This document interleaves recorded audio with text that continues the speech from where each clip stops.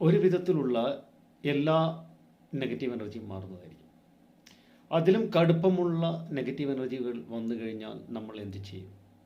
അപ്പോഴാണ് നമുക്ക് അതിന് പ്രതിവിധിയായിട്ടുള്ള ആരാണ് ശത്രു, അത് എവിടെ നിന്നാണ് ആ ശത്രുവിൽ നിന്ന് നമ്മൾക്ക് മറ്റു രീതിയിലുള്ള ഈ നെഗറ്റീവ് എനർജി ബാധിച്ചിട്ടുള്ളത്, ഇതെല്ലാം നോക്കിയിട്ട് അതിൻ്റെ മൂലകാരണം കണ്ടെത്തി നമ്മൾ അതിനുള്ള പ്രതിവിധി ചെയ്തേ പറ്റുള്ളൂ. വലിയ രീതിയിലുള്ള ബ്ലാക്ക് മാജിക് നെഗറ്റീവ് എനർജിക്കാണ്. അതല്ലെങ്കിൽ ഭദ്രകാളിയുടെയോ വരാഹി ദേവിയുടെയോ അതുമല്ലെങ്കിൽ ദുർഗാദേവിയുടെയൊക്കെ ഫോട്ടോ വെച്ചിട്ടോ വിഗ്രഹം വെച്ചിട്ടോ നമുക്ക് ആത്മാർത്ഥമായി പ്രാർത്ഥിച്ചു കഴിഞ്ഞാൽ തീരാവുന്ന പ്രശ്നമാണെങ്കിൽ തീർന്നിരിക്കും. പക്ഷേ ആ പ്രാർത്ഥനകൾ ചൊല്ലേണ്ട സമയമുണ്ട്. ഒന്ന് ബ്രാഹ്മമുഹൂർത്തമാണ്, അതല്ലെങ്കിൽ സന്ധ്യാപൂജ കഴിയുന്ന സമയം, അതായത് സൂര്യൻ അസ്തമിക്കുന്ന സമയം ആണ് ഏറ്റവും അധികം നന്നായിട്ടും. എൻ്റെ ജ്യോതിഷ ജീവിതത്തിൽ ഒട്ടനവധി ബ്ലാക്ക് മാജിക് നിരാകരിക്കുവാനും റിമൂവ് ചെയ്യാനും നെഗറ്റീവ് എനർജിയെ വേരോടെ പിഴുതെറിയാനും എനിക്ക് കഴിഞ്ഞിട്ടുണ്ട്. എൻ്റേതായിട്ടുള്ള കർമ്മങ്ങൾ ഗുരുവിൽ നിന്നും അച്ഛനിൽ നിന്നും കാരണവന്മാരിൽ നിന്നുമൊക്കെ ലഭിച്ചിട്ടുണ്ട്. എൻ്റെ ഗുരുനാഥന്മാരിൽ നിന്നും എനിക്ക് ലഭിച്ചിട്ടുണ്ട്. പ്രാർത്ഥനകളും അനുഗ്രഹശിസ്സുകളും എല്ലാം തന്നെ ലഭിച്ചിട്ടുണ്ട്. കർമ്മങ്ങൾ ചെയ്യുന്ന സമയത്ത് നമ്മൾ അത്രയും ആത്മാർത്ഥതയോടുകൂടി ആ കർമ്മങ്ങൾ ചെയ്യുന്ന സമയത്ത് നമുക്ക് വേണ്ട നിർദ്ദേശങ്ങളും എല്ലാവിധ അനുഗ്രഹങ്ങളും തരുന്നത് മൂർത്തികളാണ്.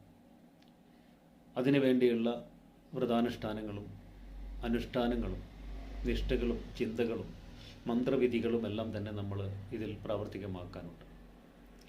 പിന്നെ ഈ വരുന്ന വ്യക്തി, നമ്മളടുത്ത് വരുന്ന വ്യക്തിയുടെ നിമിത്തങ്ങളും അദ്ദേഹത്തിൻ്റെ ജാതകവും എല്ലാം തന്നെ നോക്കിക്കൊണ്ട് വേണം ഈ കാര്യങ്ങളെല്ലാം തിരഞ്ഞെടുക്കാൻ. എല്ലാ കാര്യങ്ങളും നമുക്ക് ഏറ്റെടുക്കാൻ കഴിയില്ല. കാരണം അത്രത്തോളം ബുദ്ധിമുട്ടേറിയ സാഹചര്യങ്ങളിൽ നിന്ന് വരുന്ന ഒരു വ്യക്തിയെ പൂർണ്ണമായിട്ടും അയാളുടെ നെഗറ്റീവ് എനർജി ഭേദപ്പെടുത്തിയെടുക്കാൻ കുറച്ചധികം കഷ്ടപ്പാടുണ്ട്.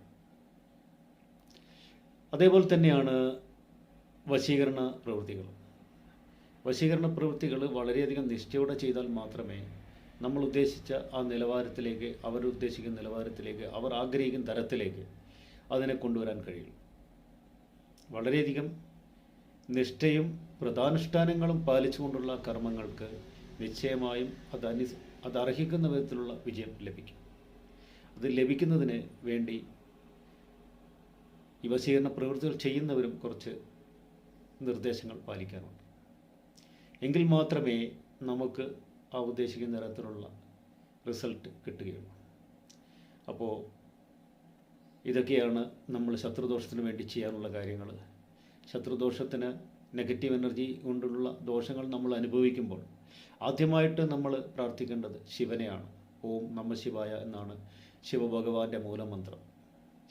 ശിവഭഗവാന്റെ ഫോട്ടോ വെച്ച് ബ്രഹ്മമുഹൂർത്തത്തിൽ എണീച്ച് കുളിച്ച് വന്നിട്ട് ഓം നമഃ ശിവായ എന്ന മന്ത്രം 108 തവണ ചൊല്ലുന്നത് വളരെയധികം ഉത്തമമായിട്ടുള്ള കർമ്മമാണ്. ആ നെഗറ്റീവ് എനർജി അതിൻ്റെ വലിപ്പം അനുസരിച്ചാണ് അതിൻ്റെ നിർമ്മാർജ്ജന പ്രവൃത്തികളും അല്ലെങ്കിൽ അത് ഉന്മൂലനം ചെയ്യാനുള്ള പ്രവൃത്തികളും ആരംഭിക്കുന്നത്. വലിയ രീതിയിലുള്ള ശത്രുദോഷമാണെങ്കിൽ അതിനെതിരെ നമ്മൾ കർമ്മം ചെയ്ത് തന്നെയാണ് നമുക്ക് മാറ്റാൻ കഴിയും.